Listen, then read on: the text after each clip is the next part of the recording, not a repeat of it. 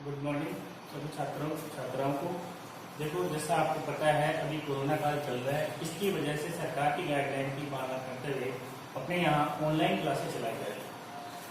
और उसी के अंतर्गत आज ये मेरी पहली क्लास है और उसमें अपन 10th क्लास का पार्ट ले रहे हैं। पहला पार्ट है।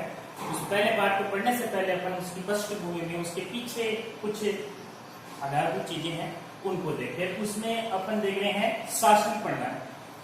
तो देखो, आपने भी कभी न कभी इनका नाम सुना होगा, राजतंत्र, कुलीन तंत्र, सैनिक शासन, अधिनायक तंत्र और लोकतंत्र। तो पहले के समय क्या था? सबसे पहले के समय शासन प्रणाली में ये सबसे प्रचलित रूप था और ये चलता था राजतंत्र। राजतंत्र में क्या होता था?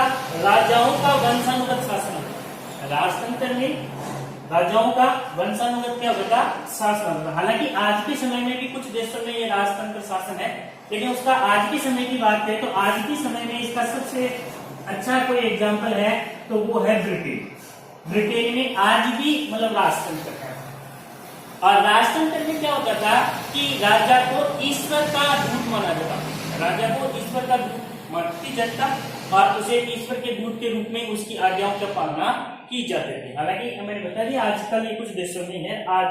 आज के समय में इसका सबसे बड़ी एग्जाम्पल है ब्रिटेन। ब्रिटेन में आज भी राजतंत्र है। अब देखो दूसरी कुलीन तंत्र। कुलीन तंत्र में क्या होता है? कुछ किसी एक कुल विशेष, चाहे वो संपत्ति के आधार पे हो, चाहे धन के आधार पे हो, किसी भी आधार पे हो, उस कुल का ही अगर वहां शासन रहता है तो उस शासन व्यवस्था को अपन कह सकते हैं कुलीन तंत्र या श्रेष्ठ जन। इसका मैंने लिखा है यहाँ पे श्रेष्ठ जन, यानी कुछ गिने चुने लोगों का शासन होता है, उसे अपन श्रेष्ठ जन या विशिष्ट जन के रूप में भी जाना जा सकता है। ऐसी शासन व्यवस्था को कहते हैं कुलीन तंत्र। जैसे एग्जाम्पल के रूप में अपने देखे, जब भारत में जैसे अब तक गांधी परिवार में गांधी परिवार में जो उसका उत्तराधिकारी रहा है वो गांधी परिवार से ही रहा है, तो अपन कह सकते हैं कि भारत में गांधी परिवार में कुलीन तंत्र के रूप में है। हालांकि वैसे सत्ता में नहीं है, वो एक अलग बात है, ये अब भी नहीं है। अब आ जाओ सैनिक शासन। सैनिक शासन अपने पड़ोसी पाकिस्तान में लंबे समय तक सैनिक शासन है। इसके अंतर्गत क्या होता है? जब सेना के द्वारा वहां की शासन सत्ता को प्राप्त कर जाता है, सेना के द्वारा वहां की शासन को चलाया जाता है, तो उसे अपन कह सकते हैं सैनिक शासन। और इसका एग्जाम्पल अपने पड़ोसी पाकिस्तान में अब तो नहीं है, पहले के समय लंबे समय तक वहां पाकिस्तान में सैनिक शासन रहा।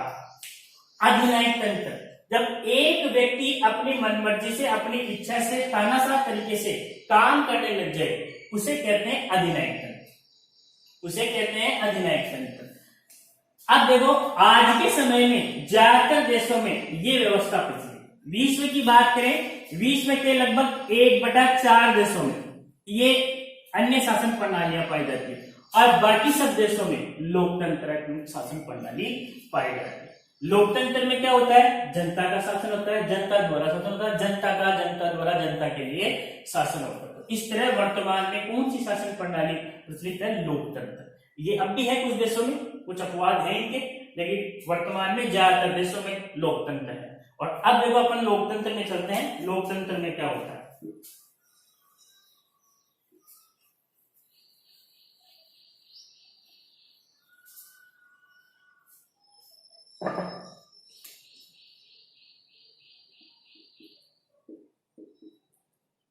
लोकतंत्र में एक सरकार होती है जो जनता के द्वारा प्रत्यक्ष या अप्रत्यक्ष रूप से चुनी जाती है और उस सरकार के 3 अंग होते हैं।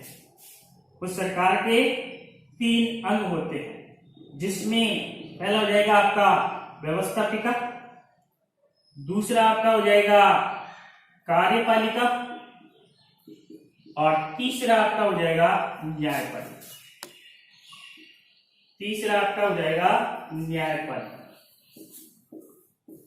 इस तरह विश्व में जहां भी लोकतंत्र है, जिस भी देश और लोकतंत्र में जनता की चुनी हुई प्रत्यक्ष या अप्रत्यक्ष सरकार होती है, उस सरकार के 3 अंग होते हैं। उस सरकार के 3 अंग होते हैं, जिसमें पहला व्यवस्थापिका, दूसरा कार्यपालिका और तीसरा न्यायपालिका। व्यवस्थापिका को अपन ये भी कह सकते हैं विधायिका। व्यवस्थापिका को अपन ये भी कह सकते हैं विधायिका। अब इन तीनों के अलग अलग कार्य होते हैं। एक का काम होता है कानून बनाना, कानून का निर्माण करना, कानूनों में परिवर्तन करना, जिसको अपन संविधान संशोधन कह सकते हैं। इसका काम है व्यवस्थापिका द्वारा बनाए गए कानूनों को लागू करना, व्यवस्थापिका द्वारा बनाए गए कानूनों को लागू करना, क्रियान्वित करना, और इसका काम है कानूनों की रक्षा करना। तो देखो, फिर से देखो एक बार, जहां भी लोकतंत्र है वहां की एक सरकार होती है जो जनता द्वारा प्रत्यक्ष या अप्रत्यक्ष रूप से चुनी जाती है, और उस सरकार के 3 अंग होते हैं। चाहे आप किसी भी देश में चले जाओ, वहां की सरकार होती है और सरकार के 3 अंग होते हैं। सबसे पहले अपन ने देखा व्यवस्थापिका। व्यवस्थापिका का विधायिका भी कह सकते हैं, व्यवस्थापिका को विधायिकारी करते हैं। दूसरा है कार्यपालिका और तीसरा है न्यायपालिका। तीनों के आपने ये भी देखा कि तीनों के अलग अलग कार्य हैं। एक का काम है कानून बनाना, यानी व्यवस्थापिका का काम है कानून बनाना, कानूनों का निर्माण करना, कानूनों या फिर संविधान में संशोधन करना, यानी कानूनों में परिवर्तन करना। कार्यपालिका ये जो कानून बनाती है इसको लागू करने का काम इसका है, कार्यपालिका का है। और ये जो कानून बनाती है, ये जो लागू करती है, और कोई भी व्यक्ति या संस्था या सरकार खुद उसका अगर उल्लंघन करती है तो उसकी रक्षा करने का काम दिया गया है न्यायपालिका। इस तरह ये कार्य का एक तरह से क्या कर दिया गया है, बंटवारा कर दिया गया है।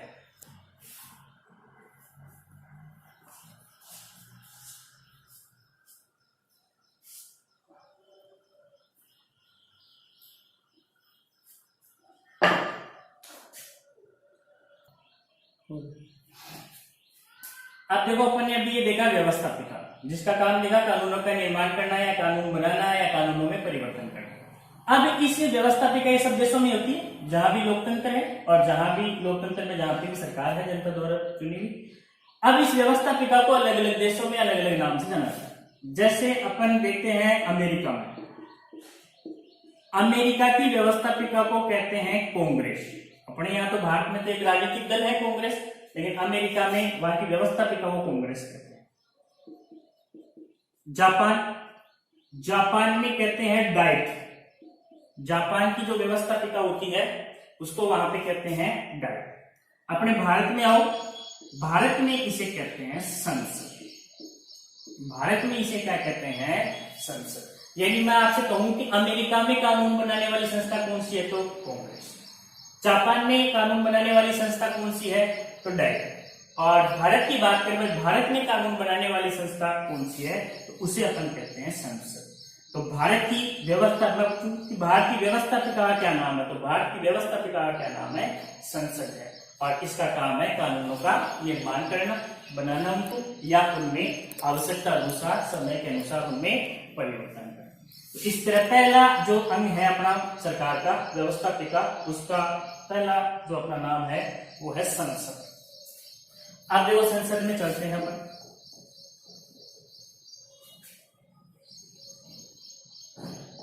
तो व्यवस्थापिका हो गई, एक वैसे नाम बता दिया क्या, विधायिका। और अपने भारत में ये है ही, इसे क्या कहते हैं, संसद। कहां पे, भारत। अब अलग अलग देशों में आपने देखा इसको अलग अलग नामों से जाना जाता है। भारत में इसे संसद कहते हैं।